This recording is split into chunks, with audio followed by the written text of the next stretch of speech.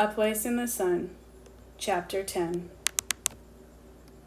The Lion's Roar. Senmut clutched his statue to his chest. One guard marched in front of him and one behind. The governor walked on ahead, his guards flanking him, pushing the citizens to the side. The streets of Thebes were crowded and noisy. Barkers traded their wares for bread and beer. Servants fetched water from shadows on the river's edge, and children ran between the legs of priests and tradesmen. Senmut laughed at a priest, flailing his arms to keep from falling, when a small boy knocked him off balance. The sound Senmut made was thin and cracked, and he realized it had been a long time since he'd laughed. Senmut took a deep breath, savoring the smell of his city. It was good to be home.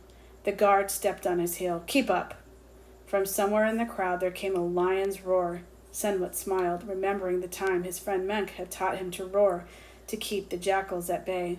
It seemed a lifetime ago. Some shepherds must know his old friend's tricks. The roar sounded again, closer. Senmut searched the crowd. The guard behind him grew impatient. "You'll lose the governor. Hurry!" Senmut sped up. A boy shouldering an oversized papyrus basket fell in step alongside Senmut. "Care for a scarab? Or perhaps an ant or two?"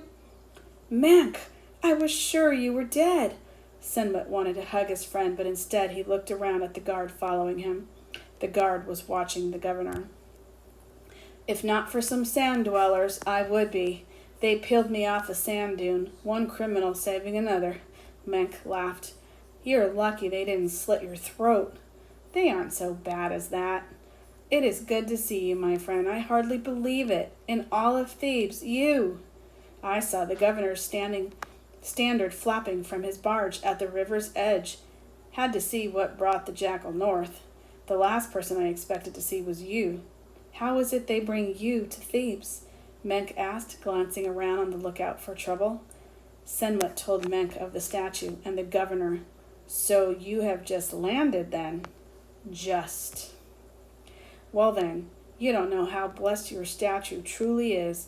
I've been to see your family. Your father is alive and well. Better, I would wager, when he hears of your fortune." "He is well?" Senmut grabbed Menk's arm. "Amazingly." The guard knocked the basket from Menk's shoulder. "You! Out of the way!" Menk scrambled to gather the spilled dates before they were ruined underfoot. The guard ground several into the dirt, grinning at Menk. Menk spit on his foot. The guard grabbed hold of Menk by both arms. Menk struggled, but the guard held him firmly, lifting him off the ground. Menk kicked the air. "Stop!" Senmut held the statue over his head. "I'll smash it! I swear by Amun! Let him go!" Irritated, the governor turned around to see what was causing all the noise. He rushed back, waving his arms. "Let him go! I'll not risk my future over some filthy rag like this." The governor's face was bright red. The guard let Menk loose. Menk gave a swift bow to Senmut, then disappeared into the crowd.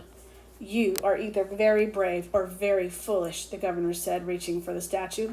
"We'll never know, will we?" Senmut hugged the statue to himself.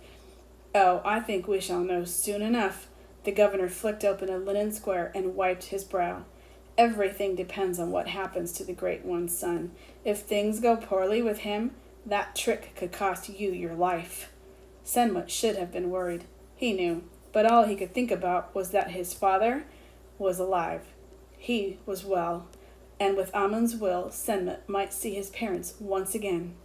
From somewhere deep in the crowd came a lion's roar. Senmut lifted his head and roared back.